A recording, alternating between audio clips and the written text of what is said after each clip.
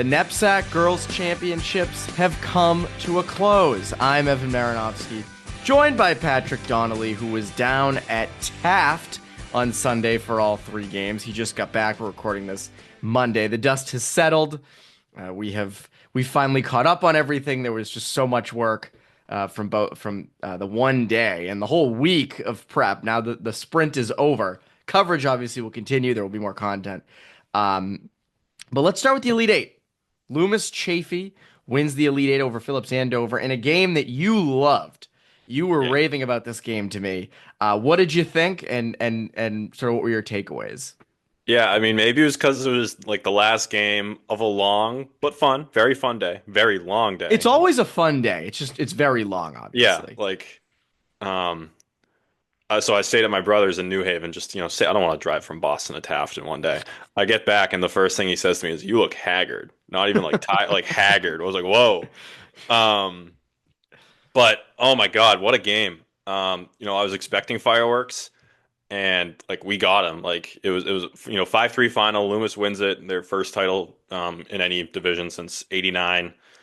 And the way they started, you thought they were just going to blow them out. It was 3-0 within the first 12 minutes or so. 2 on the power play, 1 off a turnover. One was a tip in, 2 were upstairs on a release. So clearly Loomis had some tape that they were looking for. And then, they get into some penalty trouble. Andover cuts it to 3-1 before the end of the period. You get in the second, all right, 4-1 Loomis. They're like, all right, they're kind of on their way again. Then you get into the third period. And I texted you, I was like, this game is drunk. It was crazy. I was rewatching some of the broadcasts this morning just to get a better look at some of the goals. I think the play-by-play said at the end of the game that it was 12 penalties for Loomis, which like you could have told me they took 20 penalties and I'd believe you. They took 5 in the third, 2 5-minute majors. Neither resulted in ejections though. But 2 5-minute majors. Andover I think took 3 penalties and Loomis was 3 for 3 on the power play. But yeah, just like the penalties kind of dovetail off of just how mean and physical, nasty, intense that game was. Like I've covered a lot of hockey, boys and girls prep, men's and women's college, the NHL. I don't know if I've ever seen like a meaner game. And like wild. I wrote it in my because like from the jump, I think Loomis's first power play was some crazy, and it was down the other end of the ice, so I didn't really see it. It was more in the corner of my eye because I think the puck had moved away. But it was immediately like a car crash type of collision, or like your head just whips around, like what just happened? And there were like a bunch of those throughout the game, just so like whether along the boards, some open ice, just and like you're not lining anybody up, but like just fighting for your ice, and all of a sudden, bam, like it was nasty. But Loomis spent most of the third period shorthanded.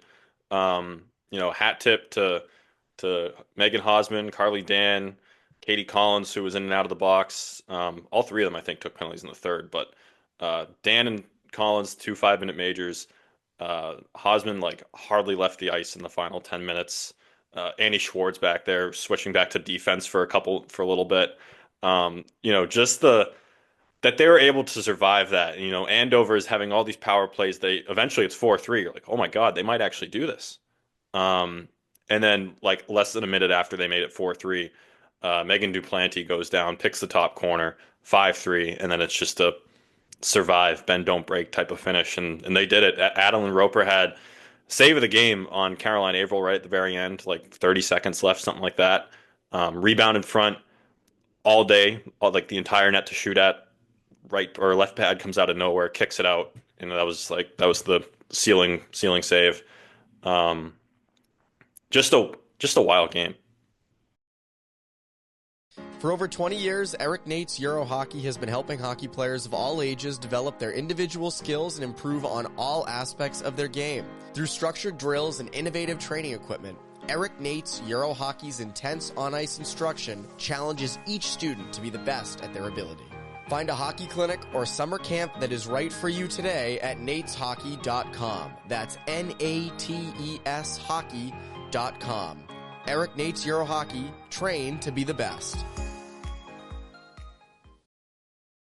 Do you want to become a better hockey player this summer with Paul Vincent Hockey? Since 1972, Paul Vincent, currently the head skills instructor of the Florida Panthers, has been developing NHL and college hockey players.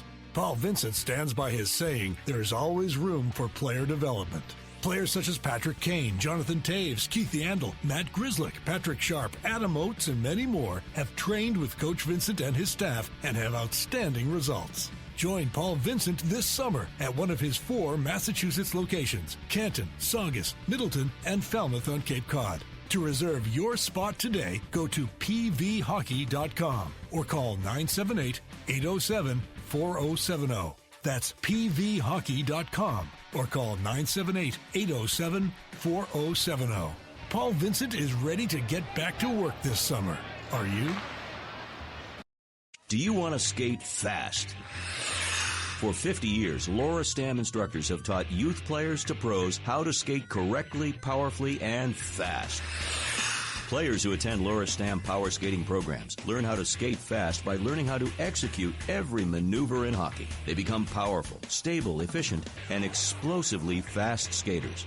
If you can't wait for a clinic, join our subscription skills video service, and we'll show you the skills taught at our clinics in an easy-to-use video format with training plans to guide your training. Register or subscribe now at laurastam.com. That's LAURASTAMM.com. You can learn to skate fast. Clearly, I mean, you clearly have painted the picture of an insane game. And you sort of look at the road Loomis took. I mean, they obviously beat Cushing 7-2 at the start in the quarterfinals, and then they have no issue with BB&N in the semis. But Andover's path really shocked me. They topple Nobles. They beat Williston, who was the 1 seed, who looked kind of unstoppable in the semis. And then it almost felt like, all right, you beat 2 higher seeds to get here. Logically, the third, you should beat the third as well. But a great fight by them at the end, but a really good path for them to get to the final. Yeah, I mean, major props to Andover because, I listened. I texted you. I listened back to our preseason preview podcast back in November, and this was my championship pick. I didn't get the winner right. But, that's incredible. You had that, though. Yeah, I wish I remembered because then I might have had more conviction and wouldn't have picked Loomis in my, Saturday predictions. But hey, two partial credit on both. Andover, we talked about them a lot this season, just about can things come together on paper and with the results? And, those, some losses here and there that, kind of frustrate you and you think they should have. And then they, kind of make that run that, we thought they were capable of in the playoffs as a 5th seed.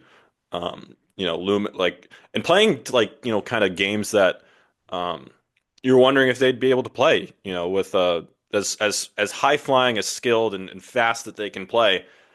Can you win a grind against Nobles? They do. Can you shut down Williston, who they did in the regular season? It was a 1-0 loss. They pretty much shut them down. They held them to 18 shots. And you do it again, it's 3-0 shutout. You just kind of wonder if how much energy you expend in both of those games, because those two teams are, rivals, obviously, and you expend so much emotion. Does that kind of bleed into that slow start in the championship? Because after they kind of snapped into it, after the 3-0 start, they played well enough to win.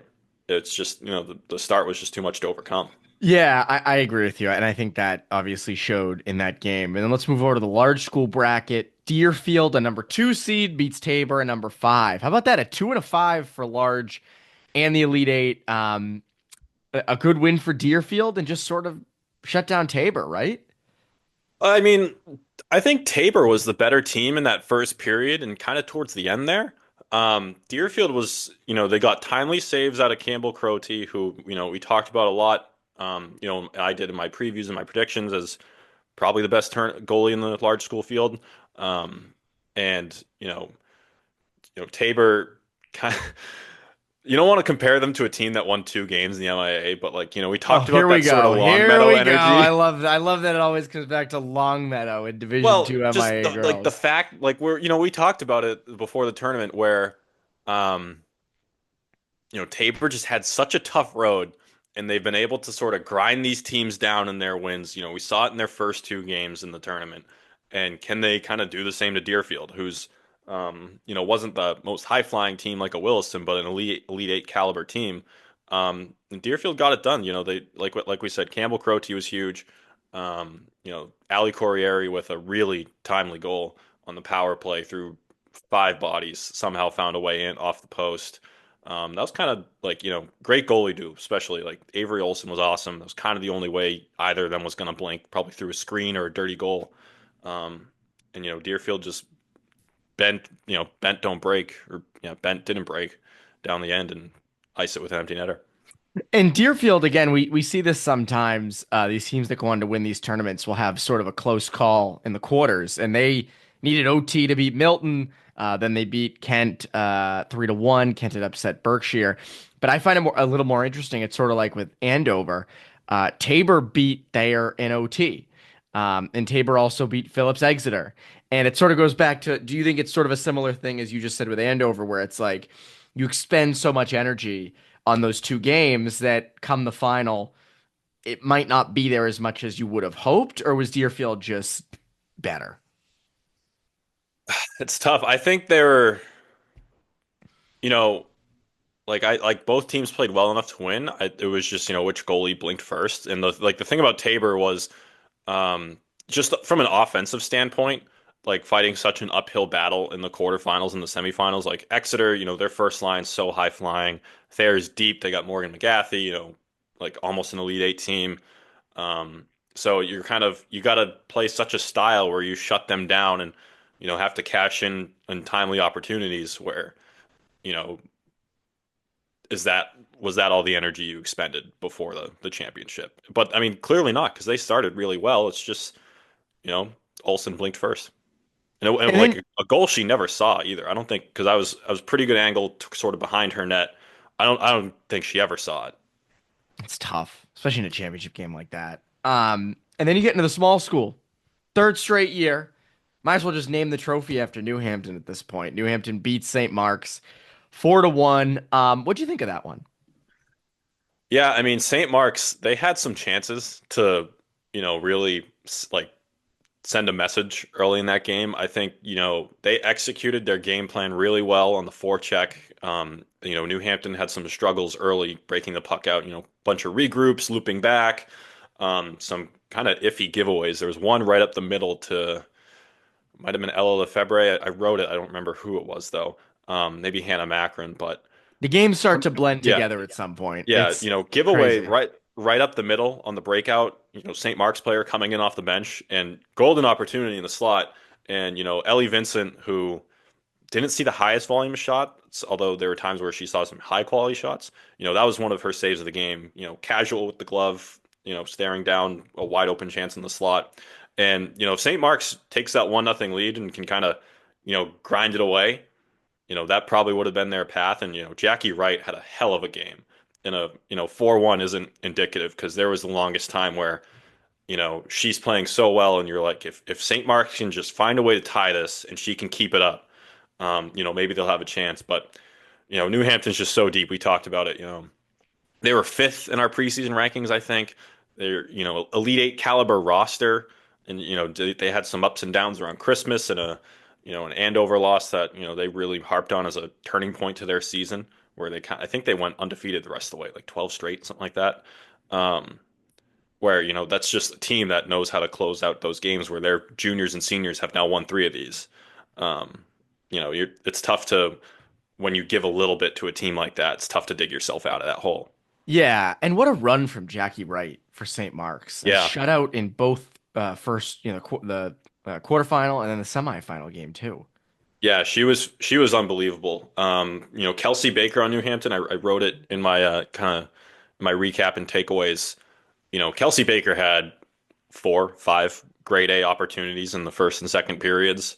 And every time Jackie Wright just met her and made some unbelievable saves. And it took Kelsey Baker looking for, a deflection in front, and she got it off a defender's stick. So it was her goal to finally beat Jackie Wright. And it was, she was fantastic. She was everywhere. Are you serious about playing your sport in college? Do you need a flexible education that allows you to maintain your practice and competition schedules while also preparing you to succeed at the next level? You should check out the University of Nebraska High School. UNHS is accredited and offers more than 100 online courses, including NCAA-approved courses to protect your academic eligibility. Students can earn a UNHS diploma or take a single course for transfer credit. Courses are college prep, self-paced, and available 24/7, 365. Enroll anytime and take up to a year to complete a course. Visit highschool.nebraska.edu today. So I say, go top shelf, upper 90s, right under the crossbar. Any questions? Professor, the NCAA Lacrosse Championships are coming to Boston. Are we ready? You prepared to get loud, face paint up, bring boom boom to Beantown? Oh, you're ready. The NCAA D1, D2, and D3 men's and D1 women's lacrosse championships, May 23rd through the 26th in Boston. Buy your seats today at ncaa.com/tickets.